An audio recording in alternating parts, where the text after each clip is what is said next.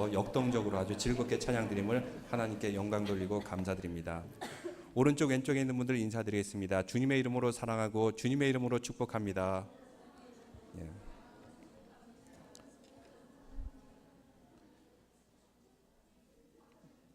이제 주님의 오심을 기다리는 크리스마스를 맞이하여서 대강절 첫 번째 주일이 되었습니다. 대강절은 영어로 아드반트라고 하는데 도착이라는 뜻을 가지고 있습니다. 라틴어 어드벤투스에서 유래하였는데 크리스마스 전에 4개의 주, 크리스마스 전 4주일을 그리스도의 오심을 기다린다 해서 대강절로 지키게 됩니다. 이 절기 동안에는 2000년 전에 오신 예수님을 기념하고 또 다시 오실 재림하실 주님을 기다리는 소망을 갖는 절기입니다. 11월은 감사의 달이었습니다. 여러분 11월 동안 얼마나 감사를 생각하였습니까? 우리에겐 참으로 고마운 분들이 많이 계세요. 우리에게 주어진 것도 감사할 것들이 너무나도 많습니다. 이것을 생각하는 달이 11월 달이었다면 이제 12월은 예수 그리스도의 다시 오심을 맞이하는 기다림의 절기입니다. 그래서 오늘 첫 번째 촛불, 기다림과 소망의 촛불을 켜게 되었습니다. 그래서 12월은 기다림과 인내를 훈련하고 묵상하는 그런 절기입니다. 한 남편이 이런 글을 읽었습니다. 세상에 소중한 3가지 금이 있다고 합니다. 아주 감동적인 글인데 첫째는 무엇일까요? 황금. 두 번째로는 우리의 생명을 지탱시켜주는 소금. 세 번째로는 바로 지금 이 순간이 소중하다고 합니다. 남편이 이것을 감동받고 아내한테 텍스트를 보냈습니다. 여보, 우리 인생에 3가지 소중한 금이 있다는데 뭔 줄 알아? 한번 맞춰봐. 그랬더니 아내가 이렇게 답신했다고 합니다. 현금, 지금, 입금 이렇게 답장이 왔다고 합니다. 이것을 보고 남편이 충격을 받았어요. 그래서 조금 후에 다시 텍스트를 보냈는데 방금, 조금, 입금 이렇게 돈을 입금했다고 합니다. 우리는 살아가면서 뭐가 당장 지금 이루어지기를 바랍니다. 그런데 우리는 신앙인이라면 기다림의 인내가 필요합니다. 일상을 살아가면서 운전을 하면서 아니면 여러분 생활에서 얼마나 잘 기다리고 있습니까? 기다림과 인내를 위해서는 조금 더 부지런해야 됩니다. 우리의 삶은 너무나도 분주합니다. 특히 한국의 문화 가운데 우리는 한국인이기 때문에 뭐든지 빨리빨리 하려고 합니다. 내슈빌은 특히 대도시에서 이주한 사람들이 최근에 많아지다 보니까 운전도 많이 험해지고 사람들도 많이 급해진 것 같아요. 그러다 보니 다른 사람에 대한 배려가 부족했습니다. 서든 하스피탈리티 있는 사람들을 찾아보기가 쉽지가 않습니다. 근데 오늘 읽은 말씀 25절에 보니까 시므온은 기다리는 자라고 말씀하고 있습니다. 언제까지 기다렸을까요? 일생을 다해서 그는 기다림만 하였던 사람입니다. 성령의 감동으로 지금 빨리 이루어진 것을 원한 것이 아니라 그는 일생을 기다리면서 살았습니다. 기다림을 통해서 그는 드디어 약속을 받게 되었습니다. 열매가 열리고 곡식을 얻기 위해서는 물을 잘 주고 비료를 잘 주는 것만이 아닙니다. 때가 되도록 기다려야 됩니다. 씨앗을 심어놓고 기다려야 됩니다. 그 씨앗은 발하면서 싹을 튀기 위해서 모래알갱이들을 헤쳐가면서 올라오고 있는데 그 모래알갱이들을 인해서 수많은 상처들을 받으면서 드디어 싹을 틔우고 자라나서 좋은 열매를 맺게 되었습니다. 기다림이 없이는 성숙하지 못합니다. 기다림이 없이는 열매를 맺지 못합니다. 정승호 시인의 항아리라는 그런 이야기가 있습니다.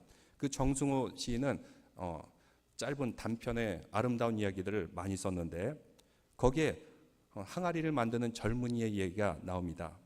어느 날 그 젊은이가 아주 정성을 들여 항아리를 만들었어요.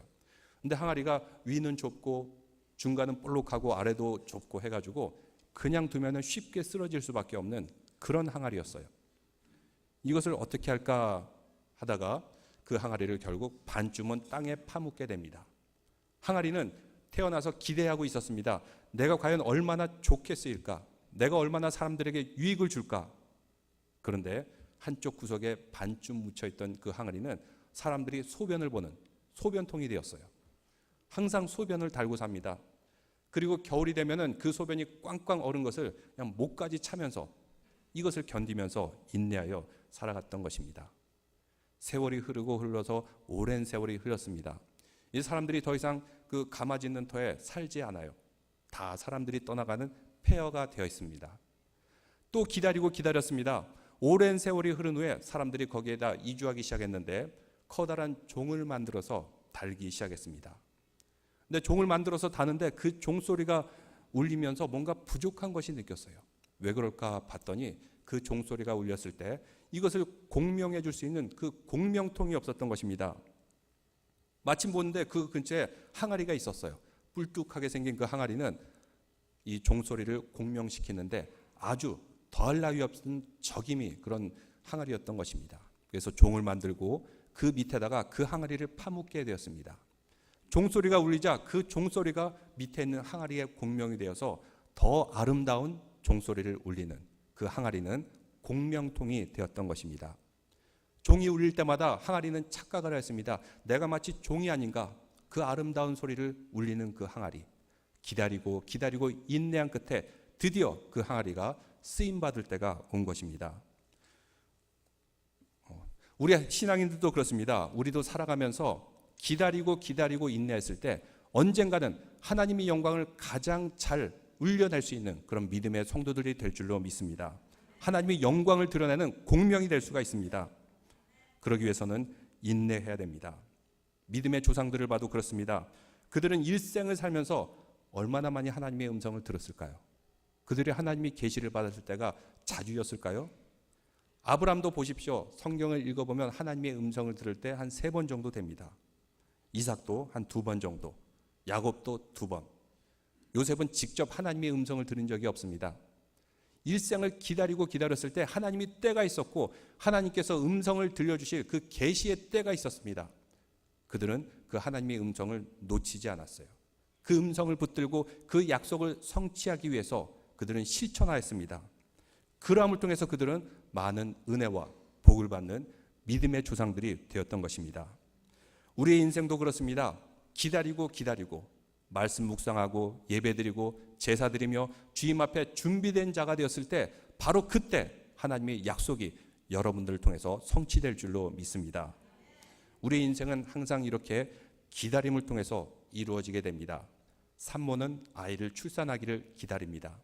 아이는 자라나면서 빨리 어른이 되기를 기다립니다. 청년은 사랑한 사람을 만나기를 기다립니다. 장년이 되었을 때는 더 안정된 삶, 더 성공한 삶을 기다립니다. 그리고 인생을 마친 날 우리는 누구 만나기를 기대해야 될까요? 바로 다시 오실 예수 그리스도를 만나기를 주님의 이름으로 축원합니다. 이렇게 우리 삶은 매 순간이 기다림의 연속입니다. 기다림 속에 우리는 소망을 가지고 기다림 속에 우리는 고통을 이겨내기도 합니다. 만약 기다리지 않는다면 하나님의 음성도 하나님의 축복도 성취도 없을 것입니다. 근데 많은 사람들이 우리에게 주신 그 하나님의 때를 놓치는 것은 기다리지 못했기 때문입니다. 기다림을 견뎌내지 못하면 하나님의 약속을 이룰 수가 없습니다. 여러분 무엇을 기다리고 있습니까? 무슨 기도의 제목이 있습니까? 우리의 비즈니스와 일터 아니면 관계의 어려움 그리고 병이 회복되기를 기다리고 있습니까? 서두르지 말고 인내하며 기다려야 됩니다. 믿음으로 기다리시기를 바랍니다. 기다림을 하는 자가 바로 인생에 승리하는 자입니다. 그런데 왜 기다리기가 어렵습니까? 기다리는 것은 쉽지가 않아요. 그것은 우리가 이스라엘 백성들이 가나안 땅에 들어가기 위해서 40년 동안 광야 생활한 것을 들여다보면 기다림이 왜 어려운지를 알 수가 있습니다. 왜냐하면 그 기간 동안에 많은 장애물들이 있습니다. 긴 길을 걸어야 되고 낮에는 뜨거운 햇빛, 밤에는 매서운 추위, 이 모든 것을 견뎌내야 됩니다. 그리고 기다림 자체가 때로는 두려움을 줄 수가 있습니다. 언제 끝날지 모르는 불확실성, 무엇을 만날지 모르는 두려움, 이런 모든 두려움 때문에 유혹을 쉽게 받습니다. 다시 애굽으로 돌아가자, 다시 옛날로 돌아가자, 이런 마음이 들게 합니다. 그러나 기다린 사람들은 하나님의 약속을 성취하게 됩니다. 하나님께서 노아에게 언약을 맺습니다. 너는 배를 만들어라. 그리고 이 배를 통해서 세상을 심판할 때 구원하리라. 그는 높은 산 위에서 배를 짓기 시작합니다. 얼마 동안 지었습니까? 무려 120년 동안 인내하면서 배를 만들었습니다. 그런 동안 사람들은 비웃습니다. 왜 저 산꼭대기 위에 배를 만드냐? 그런데 그는 분명한 하나님의 약속을 알았기 때문에 120년이라는 시간을 기다릴 수가 있었습니다. 야곱은 아내를 얻기 위해서 7년을 일하고 또 더 7년을 일해서 드디어 사랑하는 아내를 얻을 수 있었습니다. 요셉은 오랜 시간 동안 종살이를 하였고 또 억울하게 감옥살이를 하였습니다. 그러나 그는 기다리고 인내한 끝에 드디어 애굽의 총리가 될 수 있었습니다. 이스라엘 백성들도 40년의 기간을 잘 기다린 사람만이 가나안 땅으로 들어갈 수가 있었습니다. 그래서 기다림을 통해서 우리는 신앙이 성숙하게 됩니다. 성경의 많은 인물들과 같이 기다림을 통해서 우리는 하나님의 약속을 성취할 수가 있는 것입니다. 그러면 우리는 신앙인으로서 어떻게 기다려야 될까요? 막연하게 기다리는 것이 아닙니다. 그냥 생각 없이 기다리는 것이 아닙니다. 분명히 기다리는 자세를 오늘 성경에서 말씀해 주고 있는데 이사야서 40장 31절 말씀 보이시겠습니까? 이렇게 말씀하고 있습니다. 같이 한번 읽어보겠습니다. 오직 여호와를 앙망하는 자는 새 힘을 얻으리니 독수리가 날개치며 올라갈 것이요 다른 박질하여도 곤비하지 아니하고 길을 걸어도 피곤하지 아니하리로다. 영어 성경에 보니까 어떻게 기다리나 나오냐면 those who hope in the Lord. 하나님 안에서 희망을 갖는 자. 그냥 아무 생각 없이 기다리게 되면 쉽게 지칩니다. 피곤해요. 그렇지만 하나님 앞에서 희망을 갖는 자는 새로운 힘을 주십니다. 독수리가 날개치며 올라가듯이 그리고 다른 박질하여도 곤비하지 않고 걸어가도 피곤하지 아니하리로다. 다른 성경에 보면 이렇게 나와 있는데 wait upon the Lord, hope in the Lord. 하나님을 바라보며 기다리고 하나님을 기다리는 사람입니다. 근데 기다리는 것이 좋은 일만은 아닙니다. 지루하기 때문입니다. 에너지가 소모됩니다. 그래서 우리는 하나님 안에서 희망하며 하나님을 기다릴 때 우리의 기다림 가운데는 항상 새 힘을 얻을 줄로 믿습니다. 기다림은 그 자체로 중요한 의미를 가지고 있습니다. 기다림은 신앙이고 기다림은 성숙이고 우리의 인격이 됩니다. 그 기다림에는 하나님의 은혜가 숨겨져 있습니다. 성령의 열매 9가지 열매 중에 하나가 바로 오래 참음, 인내하고 기다리는 것입니다. 우리가 성숙을 위해서는 성령의 열매를 맺기 위해서는 기다림의 인내가 필요합니다. 오늘 우리가 읽은 시몬은 이렇게 말씀하고 있습니다. 25절 말씀 다 같이 읽겠습니다. 예루살렘에 시몬이라는 사람이 있으니 이 사람은 의롭고 경건하여 이스라엘의 위로를 기다리는 자라. 성령이 그 위에 계시더라. 그는 막연하게 기다리지 않았습니다. 의롭고 경건하게 기다렸다라고 말씀하고 있습니다. 일생을 동안 기다렸습니다. 바로 그때 예수 그리스도를 만나는 그때를 위해서 그는 일생을 기다렸던 것입니다. 자기 힘으로 기다린 것이 아니라 하나님의 약속의 때를 바라보면서 기다렸습니다. 헨리 나우엔이라는 영성신학자가 있습니다. 그가 사바티칼 전이라는 책에서 그가 여행 중에 만난 루델라스라는 공중고개사의 얘기를 전해주고 있습니다. 공중고개를 보면 이렇게 두 개의 그 공중그네를 타고 한 사람이 손을 놓고 그리고 다른 사람이 공중그네를 타면서 그 손을 놓고 공중에 뜬 사람을 잡습니다. 손을 놓는 사람을 플라이어라고 그러고 잡는 사람을 캐쳐라고 합니다. 루델라스는 이런 얘기를 합니다. 이렇게 손을 놓고 그리고 잡는 캐쳐가 함께 잡을 때 손을 놓았을 때 어떤 마음으로 놓아야 되나? 내가 저 캐쳐를 잡으려고 발버둥 치게 되면은 캐쳐를 놓친다고 합니다. 손을 놓는 그 짧은 순간이지만 그 캐쳐가 나를 확실히 잡는다라는 믿음을 가지고 확신을 가지고 가만히 기다리고 있을 때 캐쳐가 잘 잡아낼 수 있다. 이런 얘기를 전해주고 있습니다. 우리도 그렇습니다. 우리의 신앙생활도 하나님께서 우리를 캐쳐하는 붙잡으시는 그 타이밍이 있습니다. 거기에 대한 믿음이 없이 내가 붙잡으려고 허둥지둥할 때가 있습니다. 그러면은 그대로 시험받고 떨어지게 됩니다. 하나님께서 원하시는 그 타이밍, 이것을 기다리지 못해서 인내하지 못해서 내가 먼저 잡으려고 허둥거리지는 않습니까? 하나님에 대한 전적인 신뢰를 가지고 하나님께 맡길 때 하나님께서는 가장 정확한 타이밍에 우리를 붙들어 줄 줄로 믿습니다. 가장 정확한 시간에 우리의 약속을 성취시켜 줄 줄로 믿습니다. 그런데 허둥지둥 될 때는 그 시기를 놓친다는 것입니다. 그래서 헬리나우에는 이렇게 말합니다. Waiting is a period of learning. 기다리는 시간은 배우는 시간이다. The longer we wait, the more we hear about him for whom we are waiting. 기다리면 기다릴수록 우리는 하나님에 대해서 더 배워간다고 말씀하고 있습니다. Waiting is not a static state. 기다림은 그냥 가만히 넋을 놓고 기다리는 것이 아닙니다. It is time when God is working behind the scene.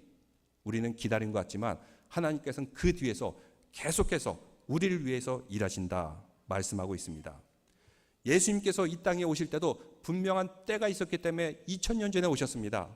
그리고 예수님께서 다시 오실 때, 우리가 주님을 만난 때도 분명한 때, 그리고 하나님의 약속의 때 우리는 다시 주님을 만날 것입니다.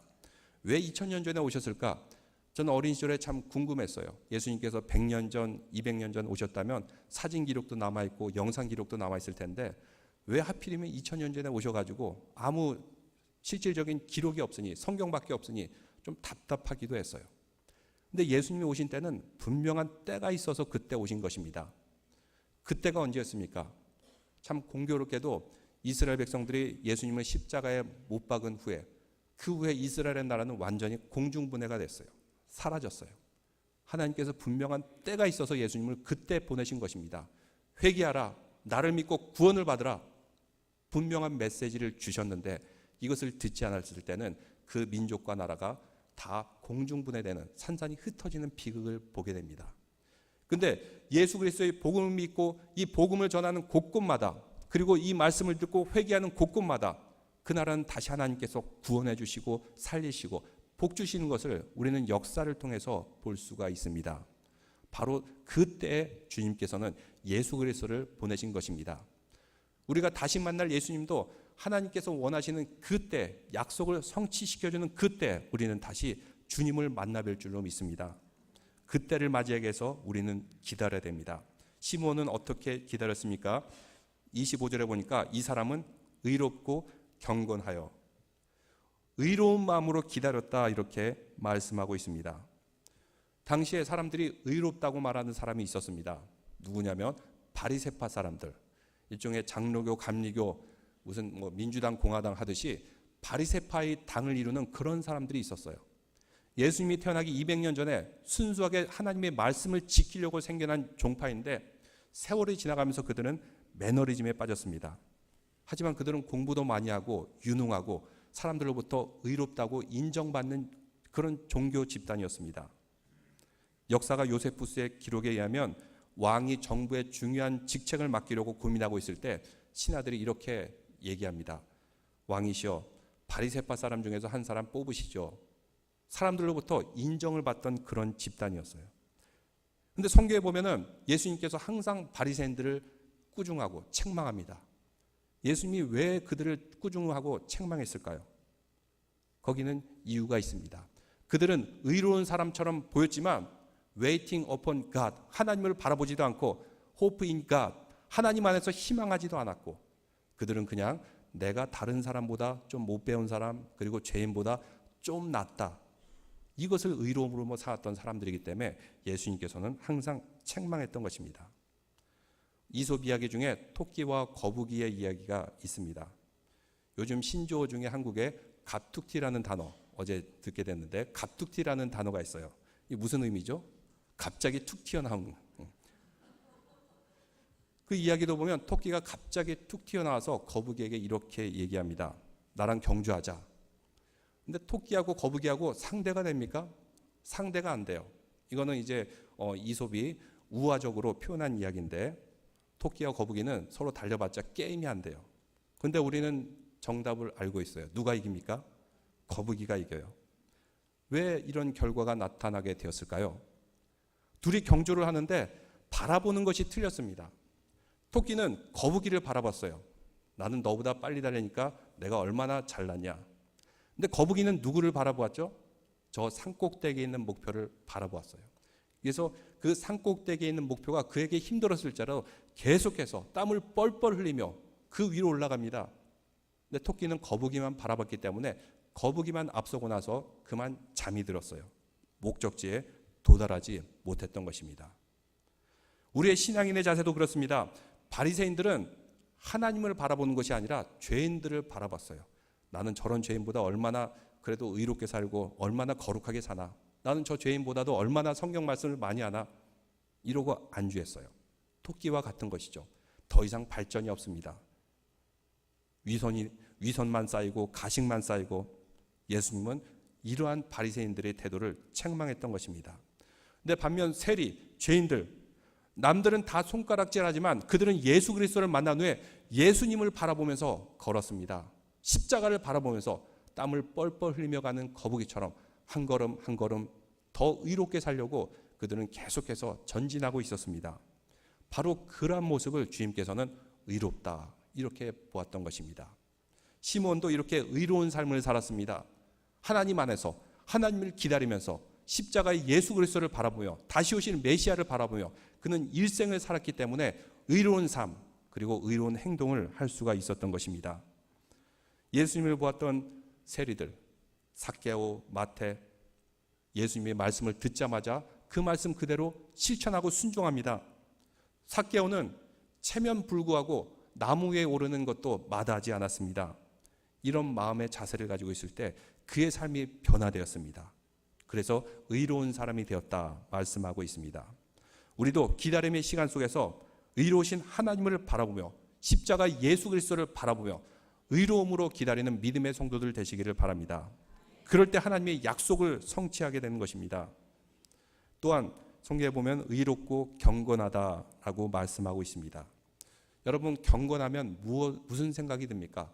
점잖게 목소리를 깔고 걸음걸이도 점잖게 하면서, 이런 걸 생각이 쉬운데 야고보서에 보니까 경건은 고아와 과부를 돌보는 자다, 이렇게 말씀하고 있어요. 고아와 과부, 문자적인 의미 가운데 숨겨져 있는 뜻은 다른 사람의 도움이 없이는 스스로 삶을 이끌어 나갈 수 없는 사람들을 의미하고 있습니다. 그래서 고아와 객과 과부, 누가 도와주지 않으면, 돌봐주지 않으면 살아갈 수가 없습니다. 진정한 경건은 이렇게 어려운 사람들에 대해 주님의 마음을 품고 함께 도와주고 실천하는 것, 바로 이런 가운데 우리는 경건한 신앙생활을 할 수가 있는 것입니다. 그래서 우리 교회에서도 난민들을 돌보고 또 홈리스들을 돌보고, 또 이번 크리스마스 때는 정말 어려운 가운데 있는 학생들 이렇게 장학금도 예년보다는 2배 이상 이렇게 주면서 우리 교회를 통해서 경건을 실천하려고 합니다. 우리 믿음의 성도들도 경건의 삶이 몸의 배임을 통해서 우리도 주님 앞에 의롭고 경건한 자라 칭찬받는 믿음의 성도들 되시기를 주님의 이름으로 축원합니다. 하나님을 기다리는 그 기다림, 막연한 기다림이 아닙니다. 하나님을 바라보면서 의로운 자세로 경건의 삶을 실천하면서 기다리는 성도들, 바로 그런 자들이 주님을 만나보고 주님과 함께할 줄로 믿습니다. 단테의 신곡의 그 초반부에 이런 내용이 나옵니다. 지옥의 문이 있는데 그 지옥의 문에 이런 글자가 쓰여 있습니다. 이 문으로 들어온 자는 더 이상 희망이 없으리라, 소망이 없으리라, 이렇게 얘기합니다. 소망이 없고 희망이 없는 것, 바로 그 자체가 하나님이 없는 삶이고 그 자체가 지옥이라는 것입니다. 그렇지만 우리는 예수 그리스도의 십자가를 바라봅니다. 하나님을 기다리며 하나님을 바라봅니다. 그리고 의로운 삶의 자세를 가지고 또 경건을 실천하며 살아갈 때 우리는 진정 예수 그리스도를 맞이할 수가 있습니다. 크리스마스 기간 상업주의에 물드는 것이 아니라, 또 세상의 그 물결에 휩쓸리는 것이 아니라, 우리는 오늘 시므온과 같이 의롭고 경건한 신앙 자세로 예수 그리스도의 오심을 기다리시기를 바랍니다. 다시 만날 주님, 우리는 어떤 자세로 기다려야 될까요? 인내하며 하나님의 의에 줄이고 목마른 신앙으로, 그리고 어려운 사람들을 돌보는 경건의 실천으로 다시 오실 주님을 기다리며 묵상하며 2018년 한 해를 주님 안에서 좋은 열매 맺으며 매듭짓기를 축원합니다. 기도드리겠습니다. 하나님 아버지, 감사합니다.